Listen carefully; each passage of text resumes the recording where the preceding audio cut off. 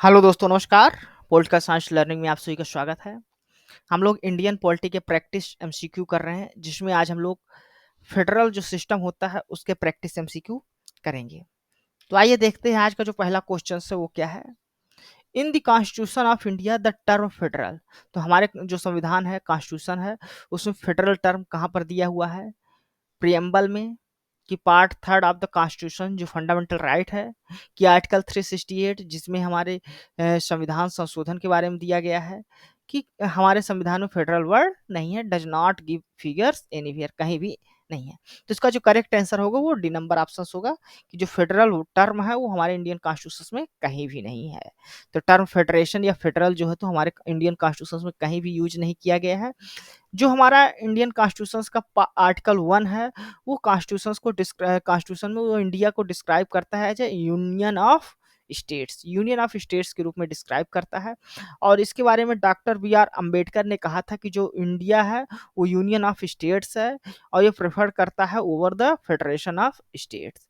तो जो federation of state है वो अमेरिका का आप लोग एग्जाम्पल मान सकते हैं, कि वहाँ पर जो स्टेट्स हैं उन्होंने एक एग्रीमेंट किया और अमेरिकन फेडरेशन को बनाया, यानी अमेरिका को बनाया, अमेरिकन गवर्नमेंट्स को।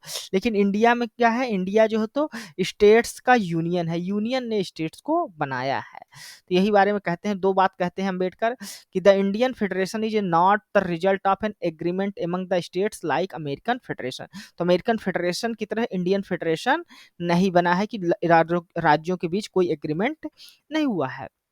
दूसरी बात कहते हैं कि the states have no right to secede from the federation, the federation is a union because it is indestructible. यानी जो स्टेट्स हैं उनके पास यह राइट नहीं है, अधिकार नहीं है कि वो अपने आप को फेडरेशन से अलग सके कर सके, केंद्र से अलग कर सके, यूनियन से, ठीक ना। और साथ ही साथ जो फेडरेशन है, फेडरेशन इज यूनियन, फेडरेशन क्या है, यूनियन है, ना कि वो मतलब वो विघटित नहीं हो सकता, नष्ट नहीं हो सकता, अपने आप को राष्ट्र से अलग नहीं कर सकता है। तो इसलिए हम लोग देखते हैं तो जो हमारा इंडियन फेडरल सिस्टम है वो कनाडियन मॉडल पर बेस्ड है, ना कि अमेरिकन मॉडल पर, ठीक ना। नेक्स्ट क्वेश्चन देख लेते हैं। The quotation the Indian constitution establish indeed a system of government which is it as most quasi federal, a unitary state with subsidiary federal features rather than federal state with unitary features. तो ये statement किसका कहना है, ठीक है। तो यहाँ पर कहा जा रहा है कि जो इंडियन कॉन्स्टिट्यूशन है वो इस्टेब्लिश करता है system of government which is कैसा है, वो क्वासी फेडरल है। क्वासी फेडरल का मतलब एक यूनिटरी स्टेट है, लेकिन उसमें कुछ सब्सिडरी फेडरल फीचर्स हैं, ना कि फेडरल स्टेट है इंडिया जिसमें थोड़ा बहुत यूनिटरी फीचर्स हों। तो इस प्रकार का नहीं है, बल्कि यूनिटरी स्टेट है जिसमें कुछ फेडरल फीचर है, और क्वासी फेडरल गवर्नमेंट यहाँ पर है। तो याद रखिए कि जो टर्म क्वासी फेडरल यूज किया गया है वो केसी वेयर के द्वारा यूज किया गया है, और ये स्टेटमेंट भी जो है वो केसी वेयर का ही है। तो ठीक ना। तो केसी वेयर जो कॉन्स्टिट्यूशन ऑफ इंडिया को डिस्क्राइब करते हुए कहते हैं यहाँ पर क्वासी फेडरल गवर्नमेंट है। वो ही यह बात कहते हैं कि Indian union is a unitary state with subsidiary federal feature, यानी यूनिटरी स्टेट है, कुछ इसमें सब्सिडरी फेडरल फीचर्स हमको दिखाई देते हैं, ना कि फेडरल स्टेट है जिसमें कुछ यूनिटरी फीचर्स हो। और देख लेते हैं फेडरल इंडियन जो फेडरल गवर्नमेंट है उस पर किसका क्या कहना है, जो पॉलिटिकल साइंटिस्ट हैं जैसे पॉल अपलेबी हैं, वो इंडियन सिस्टम को एक्सट्रीमली फेडरल कहते हैं। तो याद रखिएगा कौन एक्सट्रीमली फेडरल कहते हैं, पाउल अपलेबी, ठीक ना। मोरिस जोन्स क्या कहते हैं, इंडियन फेडरलिज्म को बार्गेनिंग फेडरलिज्म कहते हैं। तो याद रखिएगा मोरिस जोन्स क्या कह रहे हैं, बार्गेनिंग फेडरलिज्म कह रहे हैं। इसी प्रकार जो आइवर चेनिंग है वो इंडियन फेडरेशन को डिस्क्राइब करते हुए कहते हैं कि यह है federation with a strong centralize tendency, यानी जो फेडरेशन तो है लेकिन इसमें सेंट्रलाइजिंग टेंडेंसी ज्यादा है, यानी सेंटर के पास अधिक पावर देखने को मिलती है, ठीक ना। फिर ही observe that the Indian constitution is mainly federal with unique safeguard for enforcing national unity and growth. तो इंडियन कॉन्स्टिट्यूशन फेडरल तो है, लेकिन इसमें कुछ ऐसे यूनिक फीचर हैं जो इन्फोर्स करते हैं नेशनल यूनिटी और ग्रोथ को विकसित करते हैं, ठीक ना। फिर एलेक्जेंड्रोविच जो कहते हैं इंडियन फेडरेशन को डिफाइड करते हुए कहते हैं कि India is a case of स्वी जनरस यानी यूनिक है अपने कैरेक्टर में। और ग्रेविन ऑस्टिन क्या कहते हैं इंडियन फेडरेशन को? कोऑपरेटिव फेडरलिज्म कहते हैं। तो याद रखिए कोऑपरेटिव फेडरलिज्म जो पूछा जाता है, ये अक्सर कई बार एग्जाम में पूछा भी गया है। तो किसने डिफाइन किया है इंडियन फेडरलिज्म को? Quasi federalism, cooperative federalism. तो ये ग्रेविन ऑस्टिन जो है तो कहते हैं कोऑपरेटिव फेडरलिज्म। नेक्स्ट क्वेश्चन है what does the term federation imply? तो फेडरेशन ये जो टर्म है उसका मतलब क्या होता है? उसका मतलब होता है डिवीजन ऑफ पावर, यानी पावर्स का बंटवारा हुआ है स्टेट्स और सेंटर के बीच में, यूनियन और स्टेट्स के बीच में पावर का डिवीजन हुआ है, ठीक ना। तो ये है फेडरेशन का मतलब। नेक्स्ट क्वेश्चन है which one of the following federal principles are not found in Indian federation? यहाँ पर कुछ फेडरल फीचर्स दिए हैं, तो इनमें से बताना है आपको कौन सा जो है तो federal feature Indian federation system में नहीं पाया जाता। Bifurcation of judiciary between federal and state government, क्या जुडिशरी जो है तो स्टेट फेडरल सेंटर यानी फेडरल यानी यूनियन और स्टेट गवर्नमेंट्स के बीच उनका बंटवारा है? नहीं, यहाँ पर इंटीग्रेटेड जुडिशरी सिस्टम पाई जाती है इंडिया में। तो ये फर्स्ट स्टेटमेंट रॉन्ग है। फिर equality of representation of the state in upper house of the federal legislature, यानी जो राज्यसभा है अपर हाउस है फेडरल यूनियन का सेंटर का, उसमें सभी राज्यों को समान प्रतिनिधित्व दिया गया है, बराबर प्रतिनिधित्व दिया गया है। जैसे अमेरिका में 50 राज्य हैं और सभी 50 राज्यों में हर स्टेट्स को दो दो रिप्रेजेंटेशन मिला है, इस प्रकार वहाँ अपर हाउस में जो है वो 100 रिप्रेजेंटेटिव होते हैं, 100 सीट्स होती है। लेकिन इंडिया में ऐसा नहीं है, यहाँ प्रोपोर्शनल रिप्रेजेंटेशन दिया गया है, इक्वल रिप्रेजेंटेशन नहीं है। तो ये भी स्टेटमेंट इनकरेक्ट होगा आपका। थर्ड स्टेटमेंट है the union can not destroy by any state seceding from the union at its will, यानी कोई भी जो स्टेट्स है वो अपने इच्छा के अनुसार यूनियन से अलग नहीं हो सकते, यूनियन को डिस्ट्रॉय नहीं किया जा सकता। ये इंडियन फेडरलिज्म का एक फीचर है, क्योंकि इंडिया क्या है? यूनियंस ऑफ स्टेट, जो आर्टिकल फर्स्ट में दिया गया है। तो ये करेक्ट स्टेटमेंट है। फोर्थ स्टेटमेंट है federal government can redraw the map of Indian union by forming a new states, जो फेडरल गवर्नमेंट है यानी यूनियन गवर्नमेंट जो है वो इंडियन यूनियंस का मैप को रिड्रा कर सकती है, यानी स्टेट्स के बीच के जो सीमाएं हैं उसको परिवर्तित कर सकती है, नए स्टेट्स बना सकती है, किसी भी स्टेट्स को दो स्टेट्स को मर्ज करके नए स्टेट्स बना सकती है, किसी भी सीमा में परिवर्तन भी कर सकती है। ये इंडियन कॉन्स्टिट्यूशन के में दिया गया है, ठीक ना। तो ये इंडियन फेडरलिज्म का एक फीचर्स है। तो यहाँ पर 3 और 4 फीचर्स हैं, 1 और 2 नहीं है। और पूछा गया था क्वेश्चन में कि कौन सा फीचर्स प्रिंसिपल्स नहीं है फेडरल प्रिंसिपल्स, तो 1 और 2 नहीं है, ठीक ना। तो 1 और 2 यानी सी नंबर जो आपका ऑप्शन है वो यहाँ पर करेक्ट आंसर होगा, ठीक ना। तो करेक्ट आंसर 1 होगा। देख लेते हैं no equality of state representation, यानी जो स्टेट्स हैं उनको इक्वल रिप्रेजेंटेशन नहीं दिया गया है। इसकी मेंबरशिप वेरीज करती है फ्रॉम 1 मेंबर से लेके 31 मेंबर तक, ठीक ना। जबकि यूएस में वही देखा जाए तो वहां पर इक्वल रिप्रेजेंटेशन का सिद्धांत है, वहां पर सभी मेंबर स्टेट्स को इक्वल रिप्रेजेंटेशन दिया गया है। 100 मेंबर्स होते हैं और दो मेंबर सभी स्टेट से आते हैं, ठीक ना। तो वहां पर इक्वलिटी का जो प्रिंसिपल्स है अमेरिकन में वहां पर देखने को मिलता है, अमेरिकन सीनेट में यहाँ पर देखने को नहीं मिलता। फिर इंटीग्रेटेड जजुइसरी है, देखते हैं कि हम लोग जो जजुइसरी है यहाँ पर वो एक इंटीग्रेटेड है। सबसे टॉप में सुप्रीम कोर्ट आता है, उसके नीचे हाई कोर्ट्स आता है, फिर उसके नीचे जो सबऑर्डिनेट कोर्ट होते हैं, ठीक ना। जबकि यूएस में इसी तरीके का डबल, वहां पर डबल सिस्टम ऑफ कोर्ट्स पाया जाता है, ठीक ना। स्टेट्स आर नॉट इनडिस्ट्रक्टिबल, यहाँ पर जो स्टेट्स हैं उनको ये पावर नहीं है कि वो सेंटर से अलग होकर अपन खुद का अस्तित्व बना सके, यानी और ना ही यूनियन को डिस्ट्रॉय कर सकते, ठीक है। तो इंडियन फेडरेशन जो है वो एक indestructible union of destructible state, यानी जो यूनियन है उसको डिस्ट्रिक्ट नष्ट नहीं किया जा सकता, डिस्ट्रक्टिबल नहीं किया जा सकता। जबकि स्टेट्स हैं उनको डिस्ट्रक्टिबल किया जा सकता है, उनकी सीमाओं में परिवर्तन किया जा सकता है, मर्ज किया जा सकता है, नए स्टेट्स बनाए जा सकते हैं। जबकि अमेरिकन फेडरेशन क्या है? वो इंडस्ट्रक्टिबल यूनियन ऑफ इंडस्ट्रक्टिबल स्टेट्स है, वहाँ के स्टेट्स को यूनियन जो तो डिस्ट्रक्ट नहीं कर सकता, परिवर्तित नहीं कर सकता, जब तक कि स्टेट्स के खुद अनुमति ना हो, ठीक ना। नेक्स्ट यहाँ पर कुछ देख लेते हैं फीचर्स जो फेडरल गवर्नमेंट होते हैं, यूनिटरी गवर्नमेंट होते हैं, उसके क्या-क्या फीचर होते हैं, डिफरेंसेस समझ लेते हैं। तो जो फेडरल गवर्नमेंट होता है, सबसे पहले उसको देख लेते हैं। फेडरल गवर्नमेंट में डुअल गवर्नमेंट पाई जाती है। डुअल गवर्नमेंट यानी एक नेशनल लेवल पे गवर्नमेंट पाई जाती है और एक रीजनल लेवल पे गवर्नमेंट पाई जाती है। जैसे इंडिया में यूनियन जो गवर्नमेंट होता है वो नेशनल लेवल पे, वहीं पर स्टेट्स गवर्नमेंट रीजनल लेवल में देखने को मिलती है। फिर रिटन कॉन्स्टिट्यूशन होता है, जो फेडरल गवर्नमेंट होता है उसके कॉन्स्टिट्यूशन रिटन होते हैं और पावर्स का स्पष्ट डिवीजन्स भी देखने को मिलता है। डिवीजन होता है पावर्स का नेशनल और रीजनल गवर्नमेंट के बीच, वो कॉन्स्टिट्यूशन में मेंशन किया रहता है। यहाँ पर जो कॉन्स्टिट्यूशन है वो सुप्रीम होता है, जो फेडरल गवर्नमेंट होता है वहाँ कॉन्स्टिट्यूशन की सुप्रीमेसी देखी जाती है, जो पावर जिस प्रकार का डिवीजन रहेगा उसी अनुसार कार्य किया जाएगा। रिजिड कॉन्स्टिट्यूशन भी देखने को मिलता है। अगर जो फेडरल फीचर्स है इंडियन कॉन्स्टिट्यूशन में, कुछ ऐसे फीचर्स हैं जिनको परिवर्तन करने के लिए हमें आधे राज्यों की सहमत की आवश्यकता होती है, तो कुछ रिजिड फीचर्स भी देखने को मिलता है। फिर इंडिपेंडेंट जजुडिशरी जो है वो इंडिपेंडेंट दिखाई देती है। बाई कैमरल लेजिस्लेचर होता है, यानी अपर हाउस लोअर हाउस देखने को मिलता है। तो ये सभी फेडरल गवर्नमेंट के फीचर्स हैं।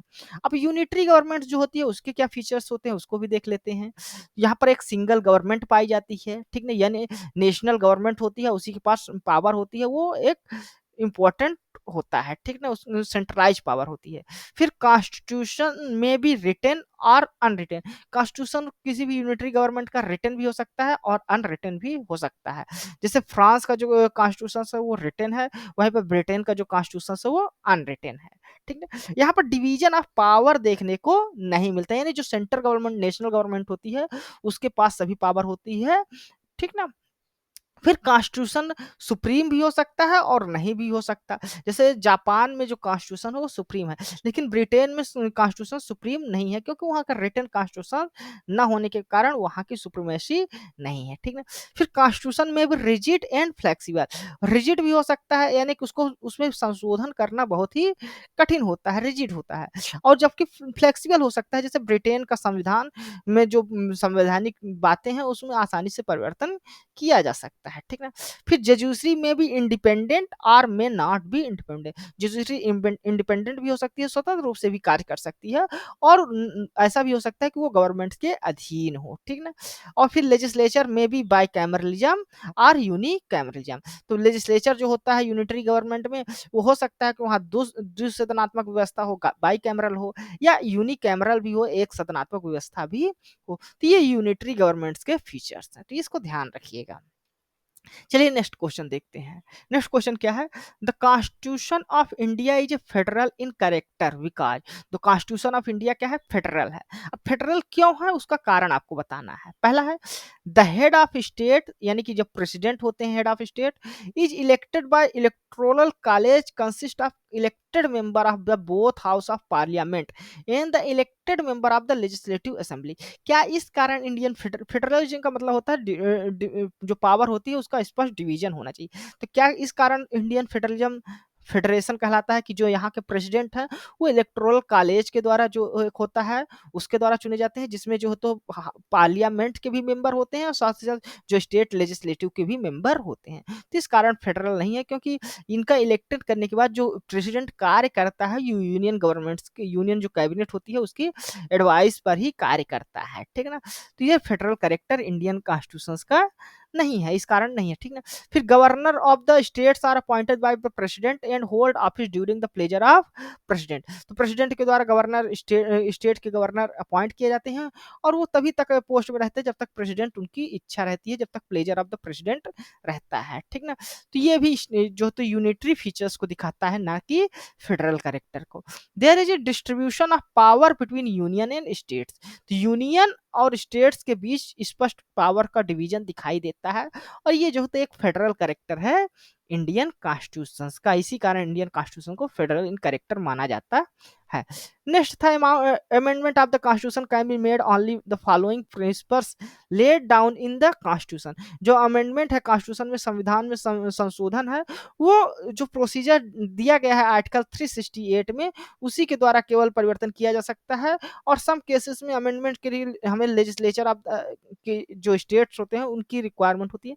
तो कुछ एक्सेप्शंस हैं जिसमें द्वारा हमको स्टेट्स के रेटिफिकेशन की आवश्यकता होती है, लेकिन अधिकतर ऐसे केस हैं जिसमें यूनियन कॉन्स्टिट्यूशन में खुद ही परिवर्तन कर सकती है, तो इसलिए ये यूनिटरी फीचर है, ना कि फेडरल फीचर। तो यहाँ पर आपका जो सी नंबर जो आपका ऑप्शन है वो फेडरल करेक्टर को दिखाता है इंडियन फेडरेशन के, तो आपका करेक्ट आंसर क्या होगा, सी होगा। नेक्स्ट क्वेश्चन है असर्शंस रीजंस का क्वेश्चन है। असर्शंस क्या दिया है, article 1 of the constitution of India describe India as a union of state rather than federal state. जो आर्टिकल 1 है हमारे इंडियन कॉन्स्टिट्यूशन को, वो इंडिया को डिस्क्राइब करता है यूनियन ऑफ स्टेट, यानी स्टेट्स का यूनियन है, स्टेट्स से मिलकर यूनियन बना है, यानी ठीक ना, फिर ना कि फेडरल स्टेट है, ठीक, तो ये स्टेटमेंट करेक्ट है आपका, ठीक ना। फिर रीजंस क्या दिया है, Indian federation is not a result of agreement by the units. Units मतलब स्टेट्स, जो स्टेट्स हैं उन्होंने मिलकर जो है तो राज्य को नहीं, केंद्र को नहीं बनाया, बल्कि केंद्र ने राज्यों का निर्माण किया, कोई एग्रीमेंट नहीं हुआ है राज्यों के बीच इस सेंटर को बनाने के लिए, यूनियन को बनाने के लिए। तो ये करेक्ट यहाँ तक है, ठीक ना। And the component units have no freedom to secede from it.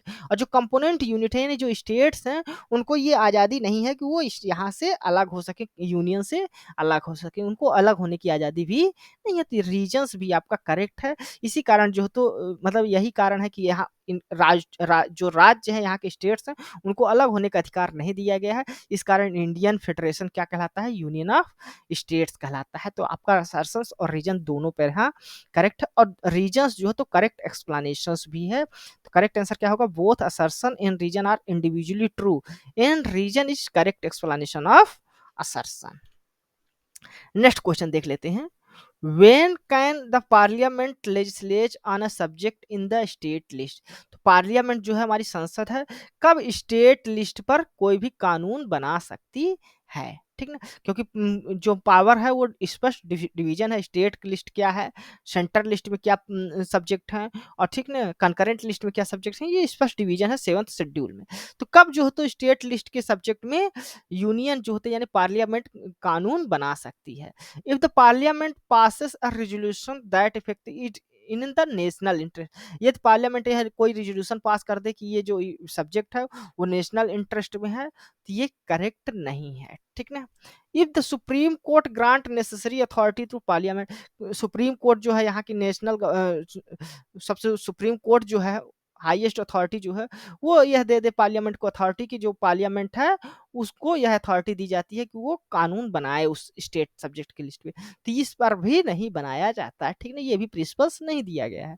If the Rajya Sabha passes a resolution by 2/3 majority declaring that the subject in the state list under the consideration is nation of the national importance, यदि राज्यसभा यह resolution pass कर देती है 2/3 majority से कि जो subject है state list का वो नेशनल इंपॉर्टेंस का है, उस वक्त जो है तो स्टेट लिस्ट में पावर मिल जाती है पार्लियामेंट को कि वो सब कॉन्स्टिट्यूशन कोई भी लॉ बना सके, लेजिस्लेट कर सके। तो यहाँ पर सी नंबर आपका ऑप्शन करेक्ट है। प्रेसिडेंट कोई ऑर्डिनेंस इशू कर देता है उस सब स्टेट लिस्ट के सब्जेक्ट में कानून बनाने के लिए, तो भी जो है तो नहीं पार्लियामेंट के पास पावर मिलती। तो पार्लियामेंट के पास तभी पावर मिलती है जब राज्यसभा क्या करे, कोई रिजोल्यूशन पास करता है, वो भी 2/3 मेजॉरिटी के द्वारा, तभी की स्टेट लिस्ट में जो स्टेट लिस्ट में सब्जेक्ट है वो नेशनल इंपॉर्टेंस का सब्जेक्ट है और उस पर कानून बनाना चाहिए पार्लियामेंट को, तभी वो पार्लियामेंट कानून बना सकती है, नहीं तो नहीं। नेक्स्ट क्वेश्चन है असर्शंस रीजन का क्वेश्चन है। असर्शंस यानी कथन कहा गया है कि India is a union of state not a federal state. तो ये मालूम है इंडिया क्या है, यूनियन ऑफ स्टेट है, ना कि फेडरल है। करेक्ट स्टेटमेंट है आपका, ठीक है। रीजंस क्या दिया है, in the Indian constitution the centre given emergency power which can convert the federal into unitary state. तो इंडियन कॉन्स्टिट्यूशन में सेंटर को कुछ इमरजेंसी में, जो इमरजेंसी होती है उस स्थिति में ऐसी पावर दी गई है कि जो फेडरल फीचर्स होता है इंडियन का वो यूनिटरी स्टेट में बदल जाते हैं। सेंटर के पास पावर आ जाती है कि वो स्टेट लिस्ट में या स्टेट की जो लेजिस्लेचर होते हैं वो भी इंडियन पार्लियामेंट जो है तो कार्य करने लगती लगती है, स्टेट लेजिस्लेचर का भी कार्य करने लगती है इमरजेंसी जब पावर इम्पोज की जाती है। तो यहाँ पर ये भी सही है कि जो फेडरल फीचर्स है वो यूनिटरी स्टेट के रूप में बदल जाता है जब इमरजेंसी लगती है, उसमें समय ऐसे प्रोविजंस किए गए हैं। तो यहाँ पर रीजंस भी आपका करेक्ट है, और ये रीजंस जो है तो करेक्ट एक्सप्लेनेशंस भी देते हैं असर्शंस का। तो यहाँ पर आपका करेक्ट आंसर क्या होगा, both assertion and reason are individually true and reason is correct explanations of assertion. Next question है the best form of federalism suited for the countries like India is. तो India के लिए किस प्रकार का federalism जो है तो सबसे बेस्ट माना जाएगा, सेंट्रलाइजिंग फेडरलिज्म हो यानी सेंटर के पास अधिकतम पावर हो, कि बार्गेनिंग फेडरलिज्म होना चाहिए, ठीक ना, स्टेट्स को बार्गेनिंग करने का अधिकार होना चाहिए फेडरलिज्म में, कि कोऑपरेटिव फेडरलिज्म होना चाहिए यानी सभी स्टेट कोऑपरेट इंडियन यूनियन से कोऑपरेट करके कार्य करें, कि कॉन्फ्लिक्टिंग फेडरलिज्म होना चाहिए यानी कि जो स्टेट्स हैं उनके बीच हमेशा स्टेट और सेंटर के बीच कॉन्फ्लिक्ट बना रहे। तो ये तो डी ऑप्शंस बिल्कुल नहीं हो सकता, ठीक ना। फिर सेंट्रलाइजिंग फेडरलिज्म भी नहीं होना चाहिए, क्योंकि हमें राज्यों के सहमत भी चाहिए होती है, राज्यों के भी विचारों को देखना चाहिए, ठीक है ना। तो यहाँ पर आपका जो होना चाहिए वो कोऑपरेटिव फेडरलिज्म सबसे बेस्ट होगा। अगर स्टेट्स जो है तो सेंटर के साथ कोऑपरेट करके, सेंटर यानी यूनियन गवर्नमेंट भी स्टेट्स के साथ कोऑपरेट करके कार्य करे, तो वो सबसे बेस्ट फेडरलिज्म होगा, जो इंडियन जैसे कंट्री, बड़ी कंट्री है उसके लिए सबसे सूटेड होगा, ठीक ना, सुटेबल होगा। नेक्स्ट क्वेश्चन है which schedule of the constitution of India contain the three list that divide the power between the union and state। तो कौन सा शेड्यूल कॉन्स्टिट्यूशन ऑफ इंडिया का है जिसमें 3 लिस्ट दी हुई है जिसमें यूनियन और स्टेट्स का पावर का डिवीजन है, तो ये 7th शेड्यूल है, याद रखिएगा, ठीक ना। 7th शेड्यूल है इंडियन कॉन्स्टिट्यूशन की, जिसमें सेंटर और स्टेट्स के बीच 3 लिस्ट के रूप में पावर का डिवीजन दिखाई देता है। एक यूनियन लिस्ट होती है जिसमें सेंटर के पास पावर होती है, सेंटर के सब्जेक्ट मेंशन किए जाते हैं। स्टेट लिस्ट जो होती है उसमें स्टेट्स को पावर किन सब्जेक्ट में दी गई है उसको मेंशन किया जाता है। कंकरेंट लिस्ट होती है जिसमें सेंटर और स्टेट्स दोनों सब जो तो कानून बना सकते हैं, उसमें दोनों को पावर दी जाती है, तो ये 7th शेड्यूल में है। तो जो यूनियन लिस्ट है उसमें कितने सब्जेक्ट है ये भी याद रखिएगा, 98 सब्जेक्ट है। जो ओरिजिनली था 97 सब्जेक्ट था, बाद में 98 हो गया, ठीक है। स्टेट लिस्ट में 59 सब्जेक्ट है, ओरिजिनली देखा जाए तो 66 सब्जेक्ट थे, ये भी याद रखिएगा, ओरिजिनली कितने हैं वर्तमान में कितने हैं। करंट लिस्ट में देखा जाए तो वर्तमान में 52 सब्जेक्ट है, ओरिजिनली देखा जाए तो 47 सब्जेक्ट थे, ठीक ना। तो both centre and state can make law on concurrent list. जो कंकरेंट लिस्ट होता है उसमें सेंटर और स्टेट दोनों को पावर होती है कि वो उस पर कानून बना सकें, और कोई भी अगर कॉन्फ्लिक्ट होता है इसमें तो जो सेंटर का लॉ होगा यानी यूनियन का जो लॉ होगा वो प्रिवेल करता है। बाकी जितनी भी रेसिडरी सब्जेक्ट है, रेसिडरी सब्जेक्ट यानी कि ऐसा सब्जेक्ट जो किसी भी लिस्ट में नहीं मेंशन है वो सेंटर के पास होता है। द नेक्स्ट क्वेश्चन है under the Indian constitution residuary power are vested in. तो रेसिडरी पावर किसके पास होती है, सेंटर के पास यानी पार्लियामेंट के पास होती है, ठीक ना। नेक्स्ट क्वेश्चन है the structure of Indian constitution. तो इंडियन कॉन्स्टिट्यूशन का स्ट्रक्चर कैसा है, federal in form, unitary in spirit. Federal है, यूनिटरी स्पिरिट में है, कि यूनिटरी है, कि unitary in form, federal spirit, या क्या प्योर फेडरल है। तो इंडियन जो कॉन्स्टिट्यूशन का स्ट्रक्चर है वो यूनिटरी इन द फॉर्म है, लेकिन स्पिरिट में देखा जाए तो फेडरल है, ठीक है। तो ये आपका सी नंबर आपका ऑप्शन यहाँ पर करेक्ट होगा। नेक्स्ट क्वेश्चन है असर्शंस रीजन। असर्शंस कहा गया है K C Wheare calls Indian constitution as a quasi federal constitution. तो केसी वेयर ने क्वासी फेडरल कहा है, ये आपका करेक्ट असर्शन है। रीजंस क्या कह रहा है, there are 3 list union state and concurrent in the 7th schedule.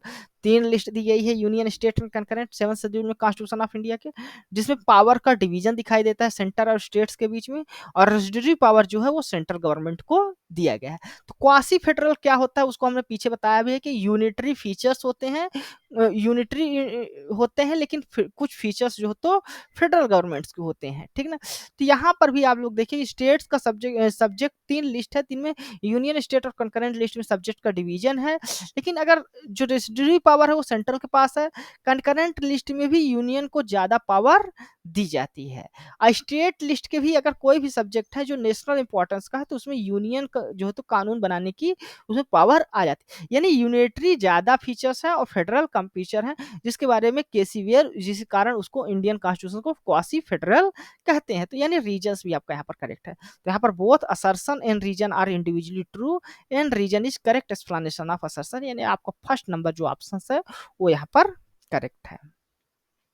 Next question है, parliament has power to legislate with respect to matter in the state list provided it is in the. तो कब state list पे कोई भी कानून parliament बना सकती है, तो जब वो नेशनल इंपॉर्टेंस का होगा, ठीक ना, नेशनल इंपॉर्टेंस का होगा, वो भी राज्यसभा रिजोल्यूशन पास कर देती है 2/3 मेंबर के द्वारा।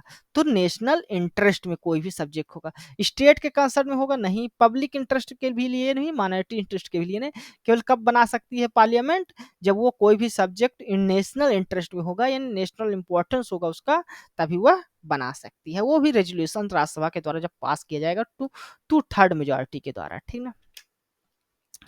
नेक्स्ट क्वेश्चन है, यहाँ पर आपको दो लिस्ट दी हुई है, एक लिस्ट में आपको फॉर्म ऑफ गवर्नमेंट दिया हुआ है और जो सेकंड लिस्ट है उसमें एसेंशियल फीचर्स दिए गए हैं, उस गवर्नमेंट के क्या फीचर्स होते हैं, कैसे उसको जाना जाता है। कैबिनेट गवर्नमेंट होती है, एक रिस्पॉन्सिबल गवर्नमेंट होती है, तो यहाँ पर करेक्टिव रिस्पॉन्सिबिलिटी होता है। जो प्रेसिडेंशियल फॉर्म ऑफ गवर्नमेंट होती है वहाँ पर सेपरेशन ऑफ पावर देखने को मिलता है, तो सेपरेशन ऑफ पावर यानी फर्स्ट नंबर जो आपका ऑप्शन। फेडरल जो गवर्नमेंट था वहाँ पर डिवीजन ऑफ पावर देखने को मिलता है, डिवीजन होता है, पावर का स्पष्ट विभाजन होता है, तो वो फोर्थ नंबर आपका ऑप्शन है, यानी division of power. Unitary government में पावर का क्या होता है, सेंट्रलाइजेशन होता है, यानी कंसंट्रेशन ऑफ द पावर, यानी थर्ड नंबर जो आपका ऑप्शन है। तो 2 1 4 3 होगा आपका करेक्ट आंसर, ठीक ना। तो यहाँ पर आपका बी नंबर जो आपका ऑप्शन है वो ए का 2, बी का 1, सी का 4 और डी का 3, ये आपका करेक्ट आंसर होगा। नेक्स्ट क्वेश्चन है, which among the following is are the feature of federal state. तो फेडरल स्टेट जो है उसका क्या फीचर्स होने चाहिए, जो कि आपको हमने पीछे एक स्लाइड में दिखाया था, यूनिटरी और फेडरल गवर्नमेंट की क्या डिफरेंसेस होते हैं। तो देखिए पहला क्या स्टेटमेंट है, the power of the central and state constitute in unit state, यानी कॉन्स्टिट्यूट यूनिट जो होते हैं governments are the clearly laid down. तो जो पावर होता है, पावर का डिवीजन होता है, वो कॉन्स्टिट्यूशन में मेंशन होता है, तो ये करेक्ट है, ठीक ना, फर्स्ट ऑप्शन करेक्ट है। इट हैज अनरिटन कॉन्स्टिट्यूशन, तो कभी भी फेडरल जो स्टेट्स होते हैं उनके कॉन्स्टिट्यूशन अनरिटन नहीं होती, बल्कि रिटन कॉन्स्टिट्यूशन होते हैं। अनरिटन जो यूनिटरी स्टेट होते हैं उनके कॉन्स्टिट्यूशन रिटन अनरिटन दोनों हो सकते हैं, लेकिन फेडरल के नहीं। तो यहाँ पर आपका सेकंड स्टेटमेंट आपका इनकरेक्ट है, फर्स्ट स्टेटमेंट करेक्ट है। तो यहाँ पर करेक्ट आंसर क्या होगा, ओनली वन स्टेटमेंट क्या है आपका करेक्ट है, ठीक ना। नेक्स्ट क्वेश्चन है, which one among the following pair of the level of government and legislative power is not correctly match. तो यहाँ पर कुछ गवर्नमेंट्स है और वो गवर्नमेंट किस लिस्ट पे कार्य कर सकती है उसके बारे में दिया है, तो आपको बताना है कौन सा करेक्ट मैच नहीं है। सेंट्रल गवर्नमेंट यूनियन लिस्ट पे काम करती है, लोकल गवर्नमेंट रेजिस्ट्री पावर होता है लोकल गवर्नमेंट के बाद, स्टेट गवर्नमेंट स्टेट लिस्ट में काम करती है, सेंट्रल और स्टेट गवर्नमेंट कंकरेंट लिस्ट पे काम करती है। तो यहाँ पर आपका जो करेक्ट आंसर होगा वो जो ना इनकरेक्ट पेयर है, वो लोकल गवर्नमेंट के पास रेसिडरी पावर नहीं होती। रेसिडरी पावर किसके पास होती है, सेंट्रल गवर्नमेंट के पास होती है। जो भी रेसिडरी पावर है जो किसी भी लिस्ट में मेंशन नहीं है वो सभी सेंट्रल गवर्नमेंट के पास होगी। तो बी नंबर आपका ऑप्शन यहाँ पर करेक्ट पेयर नहीं है। तो नॉट करेक्टली पूछा था, तो नॉट करेक्टली आपका ऑप्शन क्या होगा, बी नंबर ऑप्शन होगा। नेक्स्ट क्वेश्चन है, who among the following express the view that the Indian constitution is a federal in as much as it establish what may be called dual polity. तो Indian constitution federal है क्योंकि इसको dual polity भी कहा जाता है। Dual polity यानी unitary और फेडरल दोनों का जो है तो करेक्टरिस्टिक यहाँ पर देखने को मिलता है। ये किसने कहा था, तो ये कहा था अंबेडकर ने अपना इस पर व्यू दिया था, इसके बारे में बात की थी। तो अंबेडकर इंडियन कॉन्स्टिट्यूशन के नेचर्स की बात करते हुए कहते हैं कि जो इंडियन कॉन्स्टिट्यूंट असेंबली में कि जो कॉन्स्टिट्यूशन है वो फेडरल कॉन्स्टिट्यूशन है और इसमें as much as establish as a dual polity की तरह है।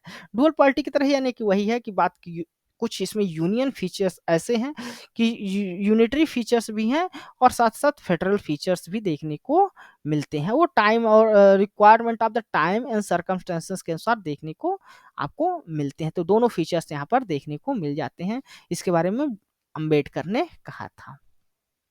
तो धन्यवाद दोस्तों, ये था हमारा फेडरल जो सिस्टम है उस पर प्रैक्टिस एमसीक्यू इंडियन पॉलिटी पर। तो यह वीडियो आपको कैसा लगा है अपने कमेंट्स के माध्यम से हमें जरूर बताइएगा। साथ ही साथ आप हमारे इस वीडियो को लाइक करें, हमारे इस चैनल को सब्सक्राइब कर लें, ताकि जो इस तरह की वीडियोज हैं वो आप तक पहुंच सके। धन्यवाद, थैंक यू।